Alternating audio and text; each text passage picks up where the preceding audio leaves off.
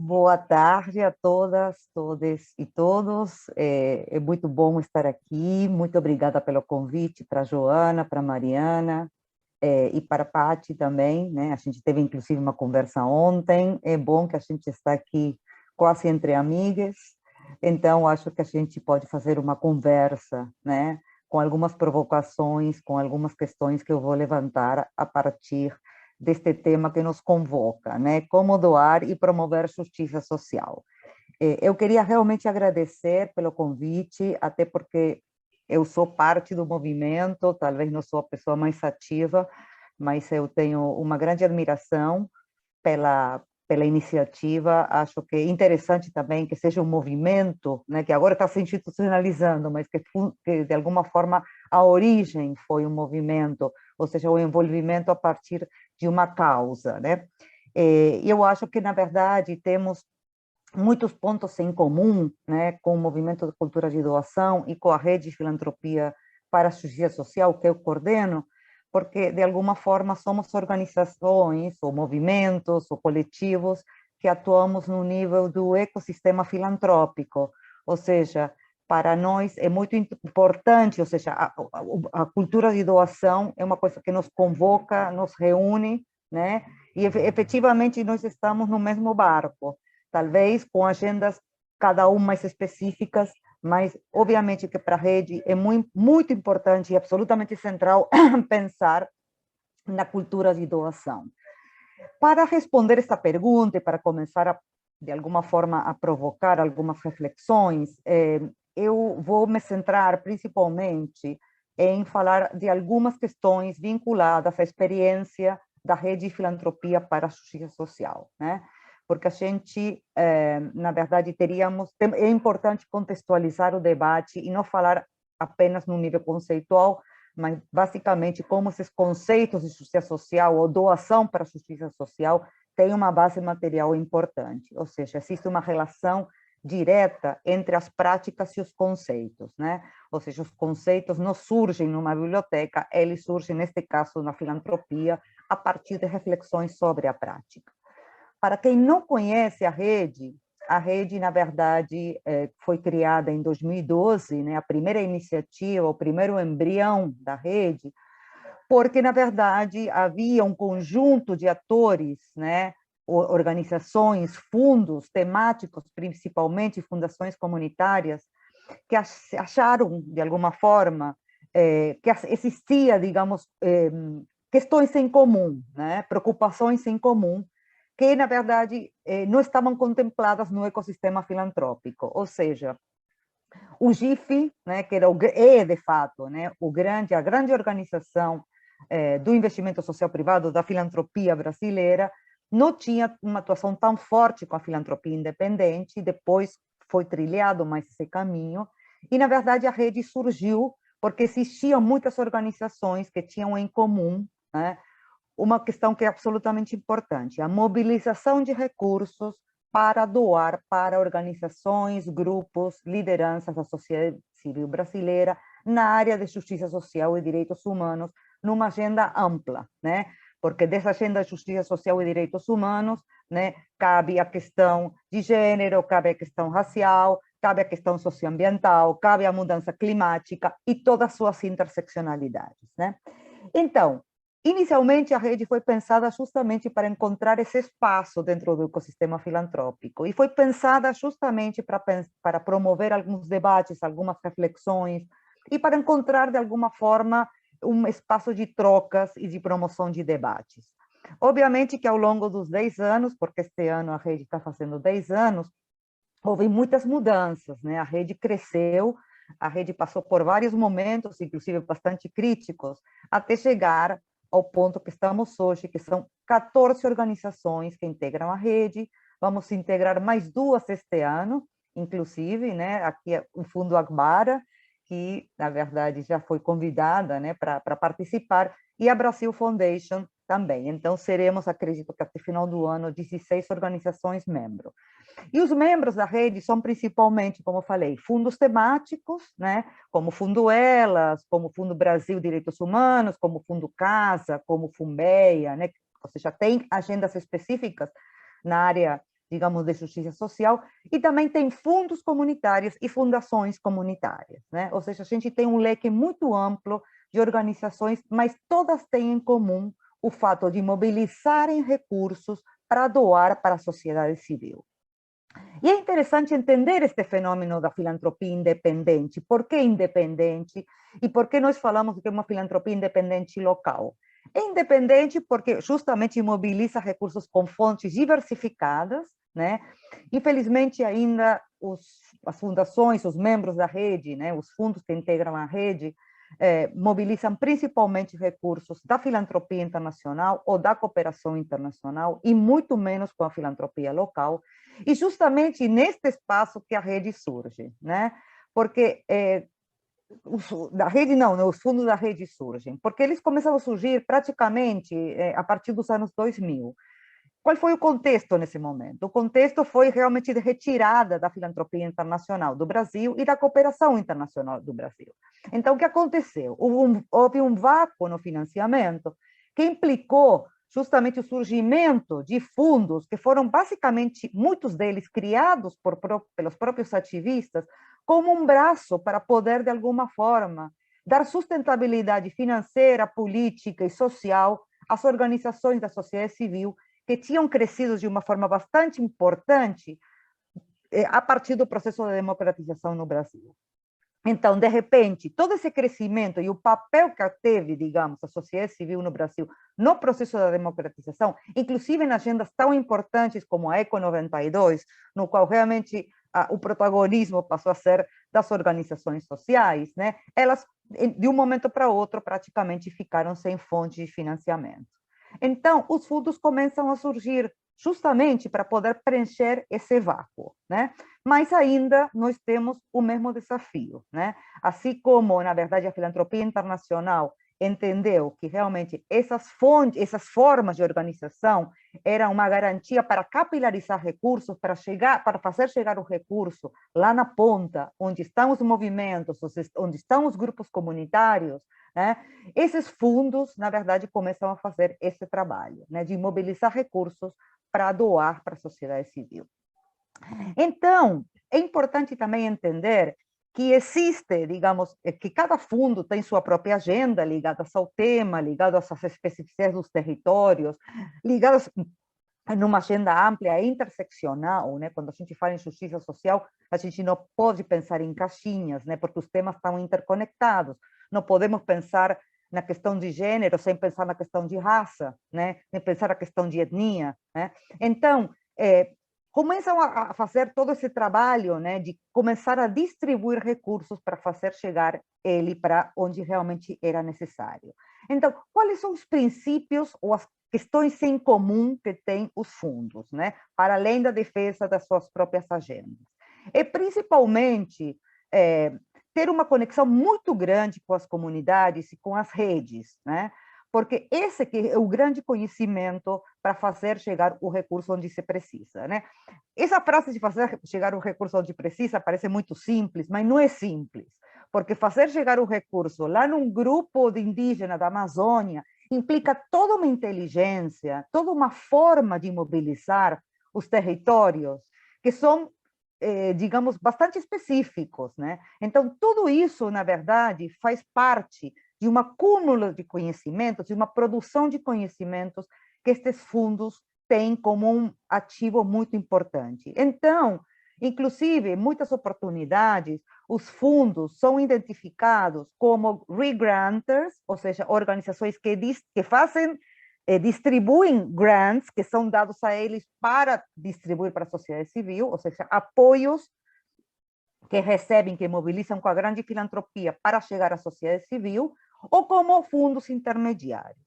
E aí que está um grande conflito nessa identificação, porque, na verdade, colocar esses fundos, né, como intermediários é bastante incômodo, porque parece que somos os atravessadores da filantropia, e nessa intermediação não existe nenhum percentual no qual os fundos ficam, né? Na verdade, os fundos colocam muita inteligência para fazer chegar esses recursos, para conhecer realmente para onde chegar, fazer chegar.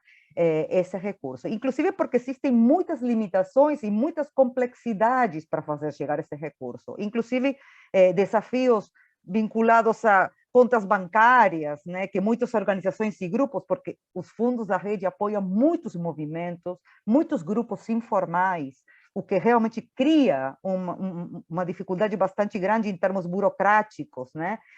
Porque como você faz um depósito para uma organização que não tem CNPJ? Como você apoia uma liderança, né? Então, essa inteligência é uma questão bastante importante para, digamos, para salientar, mas também é importante pensar que estes fundos, na verdade, criam suas próprias agendas de apoio a partir de uma articulação muito forte com os movimentos. Ou seja, essas agendas não são construídas de cima para baixo, são construídas com os movimentos, em resposta para os movimentos, a partir das demandas dos movimentos. Então, há um envolvimento das comunidades na execução, né, dos projetos e na execução, digamos, das linhas de apoio, né? Porque, na verdade, o que os fundos entendem, esse é um princípio muito importante, que, na verdade, não é necessário executar projetos para transformar, ou para promover uma transformação social.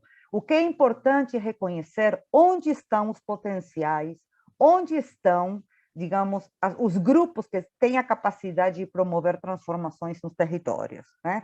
Ou seja, há uma atuação que, na verdade, os fundos também se identificam, porque a mobilização de recursos e a doação é política, né? É política porque, de fato, se eu escolho apoiar um grupo de mulheres X, um grupo de LGBT Y, um grupo um grupo quilombola, uma comunidade quilombola, obviamente que aqui tem um componente político muito importante, mas os fundos entendem que para catapultar essas agendas, o dinheiro tem que chegar para quem está fazendo e para quem efetivamente sabe fazer e para quem conhece os territórios. Tudo isso que estou comentando aqui é o que a gente chama de filantropia comunitária, né? Que a filantropia comunitária não é apenas dar recursos para as comunidades, é uma forma de fazer filantropia. É uma forma de fazer filantropia com as comunidades, para as comunidades, a partir das comunidades. Quando estou falando em comunidades, não estou me referindo às comunidades territoriais apenas, né? É um conceito muito mais amplo. São comunidades indígenas, comunidades negras, né? Comunidades pesqueiras, né? Com todas as suas diversidades. Então, esta é uma questão absolutamente importante para entender, né? E, na verdade, a forma que esses recursos têm de ser distribuídos são diversas, né? Porque os fundos podem fazer chamada através de editais, os fundos podem fazer doação direta, né? Muitas vezes dando dinheiro diretamente para causas específicas ou para organizações específicas, ou muitos deles também trabalham com portfólios de projetos, e inclusive, né, a partir, digamos, das necessidades dos próprios movimentos, existem hoje na rede fundos emergenciais, né, que são fundos que foram criados para apoiar principalmente organizações e ativistas que estão em situações de risco ou de ameaça, né? Essa é uma coisa nova que surgiu principalmente a partir do ano 2018, né? Então, tanto o Fundo Brasil de Direitos Humanos como o Fundo Casa têm esta linha de apoio que justamente permite, né, para os ativistas que estão sendo ameaçados ou para organizações que estão sendo ameaçadas, especialmente aquelas que estão no front, né, possam realmente recorrer à ajuda, né, apoios para tanto instalação de câmaras ou para que essa liderança possa sair da sua comunidade ou para criar algum outro mecanismo de defesa, né? Então, qual é realmente a chave, né? Qual é, de alguma forma, o fio para fazer, digamos, que nos reúne, que temos em comum, né? Todos os fundos apoiam com diversos tipos de recursos, né? Porque temos organizações que apoiam com R$ 1.000, organizações que apoiam com 100, 200 ou 300 mil reais, organizações da sociedade civil. Todas elas apoiam iniciativas que estão ligadas à promoção ou reconhecimento de direitos, né? Porque a chave é, a partir do reconhecimento de direitos, a partir da promoção de direitos, é possível fortalecer a sociedade civil e a partir do fortalecimento da sociedade civil que é possível fortalecer a democracia brasileira. Então, independentemente das causas, esta é, digamos, a grande causa que nos reúne, né? A questão de apoiar o acesso a direitos, porque sem direitos não há cidadania, sem cidadania não há democracia, né? Ou seja, a questão é que os direitos vêm primeiro do que qualquer outro tipo de transformação. Sem direitos, né, a gente não transforma. Então, esta que é, digamos, a linha, né, que nos reúne como fundos em geral, né? Ou seja, são fundos que atuam de diversas formas, inclusive nós temos organizações que executam seus próprios projetos, mas que têm fundos que, de alguma forma, os fundos ou essa linha de apoio, de doação para a sociedade civil, serve para, por exemplo, promover determinadas agendas ou, digamos, criar uma massa crítica de lideranças ou formação de lideranças, mas, enfim, todas elas doam a partir de recursos financeiros, a gente fala de recursos financeiros diretos e indiretos, porque tudo que tem a ver com formação, né, que os fundos também fazem, né, formação de lideranças, é também um elemento em comum. E outra das coisas que tem também em comum na forma de atuação dos fundos é tentar realmente atuar com a menor burocracia possível. Ou seja, se nós queremos democratizar o acesso a recursos, não podemos sair com prestação de contas muito complexas, ou com projetos muito complexos, ou com, digamos, com formulários muito complexos, ou com orçamentos muito complexos, ou contrapartidas, né, ou com marco lógico, né, porque efetivamente isso criaria barreiras muito grandes e muitas pessoas e grupos ficariam de fora. E outra das questões que é absolutamente importante, que isso perpassa qualquer movimento que trabalha com doação, é a questão da confiança, né? Porque os fundos são selecionados e apoiados a partir da confiança. Claro que eles apresentam uma proposta, mas esses fundos não são visitados para receber o apoio. Muitas vezes se pede algum tipo de referência, mas basicamente a confiança em acreditar que esse grupo, esse coletivo e esse movimento tem uma capacidade, há um entendimento da capacidade promover uma transformação, isso também é uma base absolutamente importante. Ou seja, a gente precisa da confiança para promover este tipo de filantropia, né? Uma filantropia baseada na confiança, né? Então, eu queria também trazer alguns destaques, eu não sei como estou com tempo, falta muito, já estou estourando.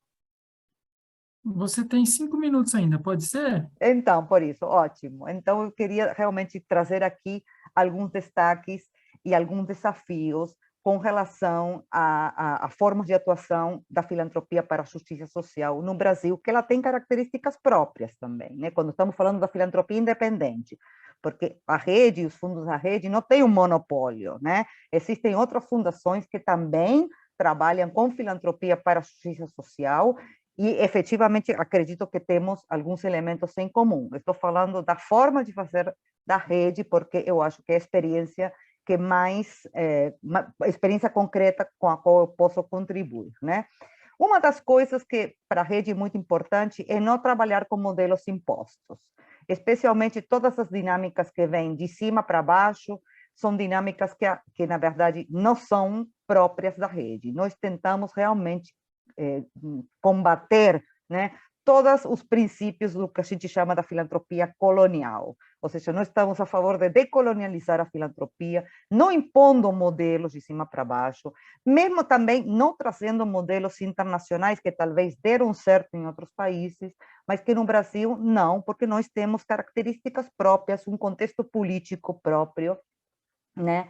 E eu acho que, de repente, a fundação comunitária nos Estados Unidos, no Canadá, deu super certo, mas no Brasil é um modelo que, na verdade, existe, né? Mas ele, na verdade, adquire características próprias. Por isso, a gente fala muito da tropicalização dos modelos, né? Ou seja, são modelos que, de alguma forma, são adaptados ao Brasil, né? Outra das questões importantes é que a filantropia independente para a justiça social, realizada pelos membros da rede, são os que realmente estão financiando hoje a luta e a resistência e os movimentos movimentos em geral, movimentos sociais em geral, né? Então, quando a gente vê, né, o crescimento do movimento de mulheres, quando a gente vê o crescimento e a importância do movimento negro, a filantropia, essa filantropia está por trás. Eu não estou dizendo que é determinante, mas com certeza está contribuindo com um grão de areia para isso cobrar força, né? Outra questão importante, né, quando a gente fala do contexto Brasil, nós sabemos que o grande problema que os fundos se enfrentam, assim como qualquer pessoa que atua no campo da filantropia e da doação, são as limitações do marco legal. Nós temos um marco legal bastante desfavorável às doações, né? Inclusive, nós temos que pagar para doar, todo mundo sabe dessa discussão, então não vou me aprofundar sobre isso. E temos algumas também limitações e riscos, né? Porque efetivamente a filantropia independente para a justiça social não conseguiu ainda mobilizar recursos expressivos da filantropia local, né? Ainda não conseguimos sensibilizar os investidores sociais para apoiar essas causas. Existem parcerias, claro, mas são muito pontuais e muito recortadas, né? E também estamos realmente enfrentando neste momento problemas bastante sérios vinculados à segurança financeira, né, e à criminalização das organizações da sociedade civil e movimentos. Por que problemas de segurança financeira? Porque, na verdade, nós temos, neste momento, um contexto político bastante hostil que está tentando o tempo inteiro controlar esse fluxo de recursos internacionais que chegam para, por exemplo, apoiar ONGs na Amazônia, ou inclusive qualquer outro tipo de organização social que trabalha com justiça social, né? Então, há um risco permanente, né, de que esse fluxo, pensem que 80% dos recursos vem dessa fonte, se a gente, sabemos que tem inclusive várias PLs, né, em andamento que estão tentando monitorar, então existe um risco financeiro e também temos o risco o tempo inteiro, né, da criminalização desses movimentos, né, porque efetivamente são organizações que estão apoiando efetivamente a resistência e a luta no Brasil, né? E obviamente com tudo isso estou querendo dizer que quando a gente fala em justiça social, quando a gente fala em direitos humanos, o acesso aos direitos em geral, a gente está travando uma luta no campo da política, né? É uma ação política, a gente tem que entender isso, né? Mas não política, quando estamos falando de política, não é política partidária, né? É política no sentido mais amplo do termo, né? E estamos também mexendo muito com as relações de poder, né? Isso também é uma discussão bastante importante no contexto dos fundos da rede, porque justamente toda essa filantropia voltada a apoiar organizações de base, está ligada justamente a poder reconhecer o poder que as comunidades têm para transformar, né, os territórios, suas realidades, suas agendas, etc., etc., né? E quando a gente mexe com questões de poder, né, a gente entra num campo político em disputa, certo?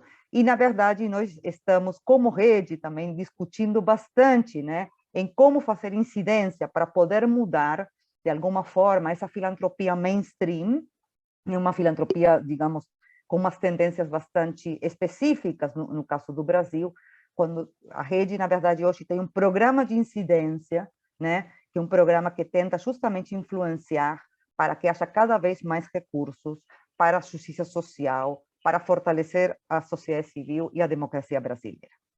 Muito obrigada e eu fico por aqui.